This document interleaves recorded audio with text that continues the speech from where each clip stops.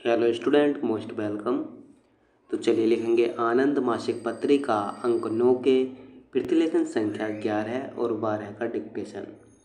Dictation लिखने से पहले इसमें आने वाले कुछ हार्ड वर्ड और वाक्यांश की आउटलाइनों पर एक नज़र डाल लेते हैं। यदि आपको इसका PDF चाहिए तो आप हमारे Telegram channel short hand with Vivek से इसका PDF भी डाउनलोड कर सकते हैं।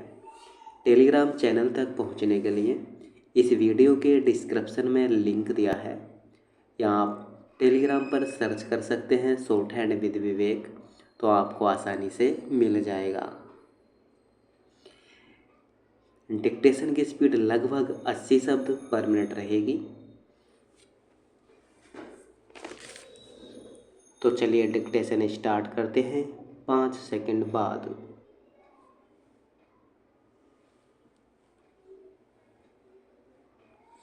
आदरणीय महोदय, महात्मा जी ने 1921 में लिखा था, इस देश के इतिहास में ऐसे अवसर आए हैं जब एक आदमी के विचार समस्त देश के मानस पटल पर छा गए हैं।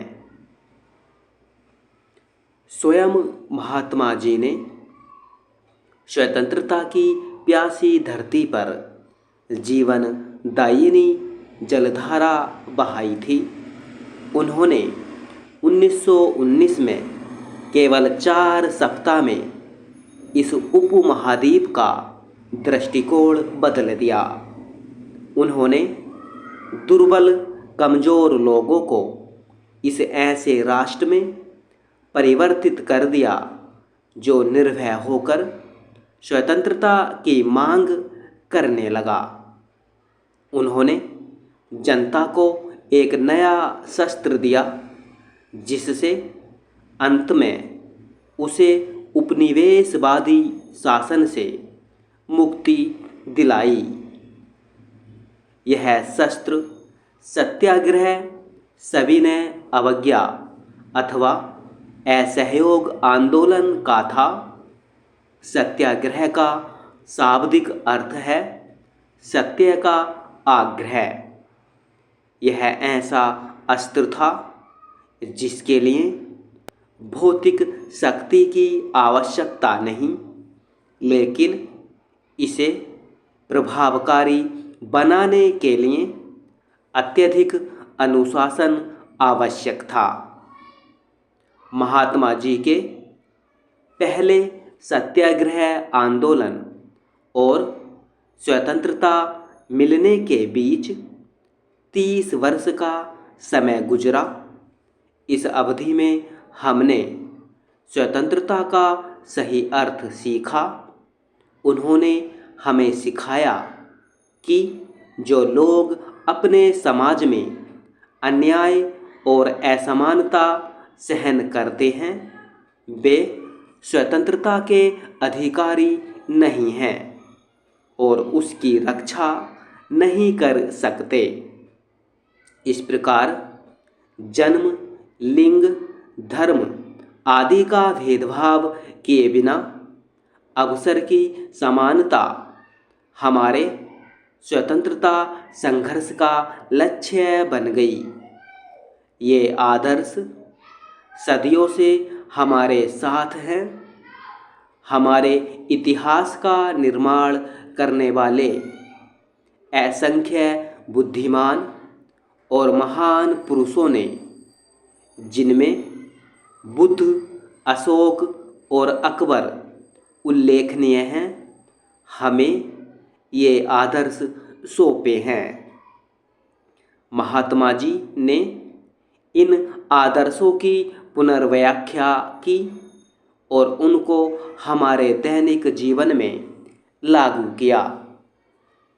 इस प्रकार हम में से छोटा आदमी भी इन आदर्शों के बारे में जानने लगा। उन्होंने शांति में राजनीतिक और सामाजिक क्रांति के जनसंघर्ष के लिए इनको अपना हथियार बनाया। वे वर्गों और राष्ट्रों के बीच समझौते पर जोर देते थे। महात्मा गांधी ने मूक जनता की आकांक्षाओं की व्याख्या की और उसकी उन भावनाओं को बाड़ी दी जिसे प्रकट करने का जनता प्रयत्न कर रही थी। लंगोटी पहनकर, जो उस समय हमारी बहुसंख्यक किसानों की पोशाक थी, उन्होंने स्वयं को देश की पददलित और पीड़ित जनता के साथ मिला लिया। समाज जिन्हें अछूत समझता था, उनको उन्होंने हरिजन नाम दिया और अंतिम दिन तक वे उनके सुधारे के लिए संघर्ष करते रहे। आदरणीय महोदय, सांप्रदायिक दंगों के दिनों में इस छीड़काए और बूढ़े व्यक्ति ने गांव-गांव पदयात्रा की और दोनों धर्मों के लोगों में चमत्कारिक ढंग से भाईचारा फैलाया।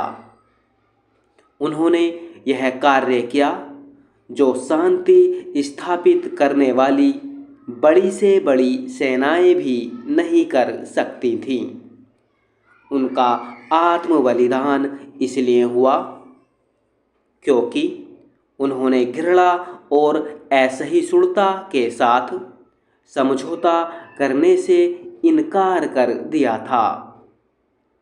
महात्मा जी आध्यात्मिक शक्ति पर भरोसा करते थे। वे अपनी आवश्यकताओं को कम रखने और अपने हाथ से काम करने पर विश्वास करते थे।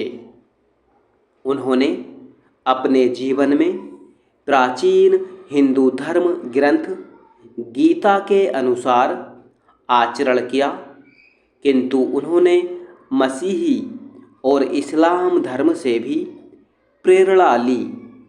वास्तव में वे यह सोचते थे कि कोई मनुष्य तब तक अपने धर्म का सच्चाई से अनुसरण नहीं कर सकता जब तक वह अन्य धर्मों का आदर न करे।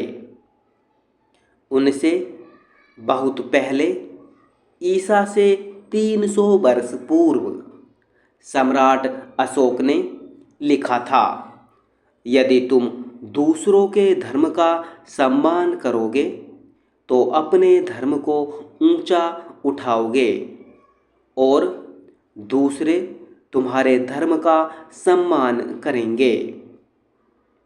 महात्मा गांधी अपनी जीवन कथा को सत्य का प्रयोग कहते थे।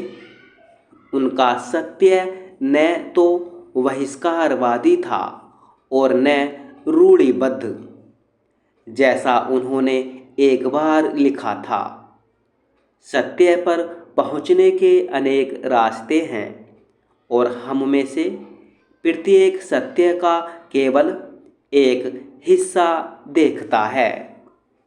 अतः सत्य पर पहुँचने के लिए सहिष्णुता आवश्यक और असहिष्णुता असंगत है। हिंसा से शांति भी नहीं हो सकती। उनके लिए साध्य और साधन दोनों महत्वपूर्ण थे। उनका विश्वास था कि अनुचित साधनों के माध्यम से अच्छे लक्ष्य की प्राप्ति नहीं हो सकती। महात्मा गांधी को लोग पैगंबर और क्रांतिकारी के रूप में स्मरण रखेंगे। वे अत्याचार और सामाजिक अन्याय के विरुद्ध अहिंसक प्रतिरोध के समर्थक थे।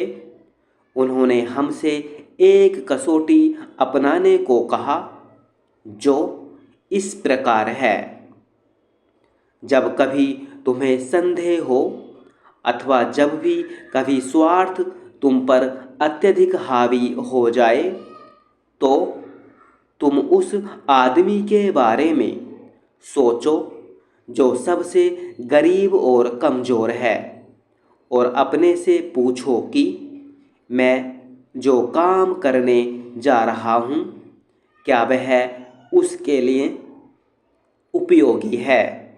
क्या उससे वह अपने जीवन और भाग्य का मालिक बनेगा। क्या उससे भूख और आध्यात्मिक अभाव से पीड़ित लोगों को स्वराज्य अथवा स्वशासन मिलेगा। स्टॉप।